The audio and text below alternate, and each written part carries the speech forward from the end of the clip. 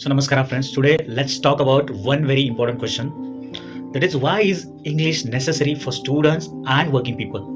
You know, ನೋಡಿ friends, ಇವತ್ತಿನ ಕಾಲದಲ್ಲಿ ಇಂಗ್ಲೀಷ್ ಅಂದರೆ ಒಂದು ಸಬ್ಜೆಕ್ಟ್ ಮಾತ್ರ ಅಲ್ಲ, ಹೌದಲ್ವಾ? ಸೊ ಅದೊಂಥರ ಸ್ಕಿಲ್, ಒಂದು ಅಪಾರ್ಚುನಿಟಿ ಇದ್ದಂಗೆ.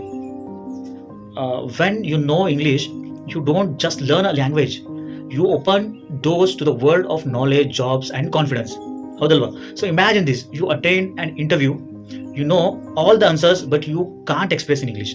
ವೈ? ಆಗ ಚಾನ್ಸ್ ಮಿಸ್ ಆಗುತ್ತೆ, ಹೌದಲ್ವಾ? ಯಾಕೆ ಚಾನ್ಸ್ ಮಿಸ್ ಆಗುತ್ತೆ ನಿಮ್ಗೆ ಗೊತ್ತು.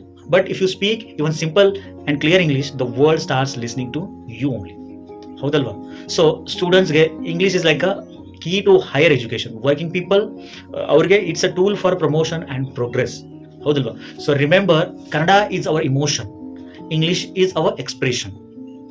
ಆ್ಯಂಡ್ ಎರಡೂ ಕ್ವಾಲಿಟಿ ಇಂಪಾರ್ಟೆಂಟ್. ಕನ್ನಡನಿಂದ ನಾವು ಮನಸ್ಸು ಗೆಲ್ಬೋದು,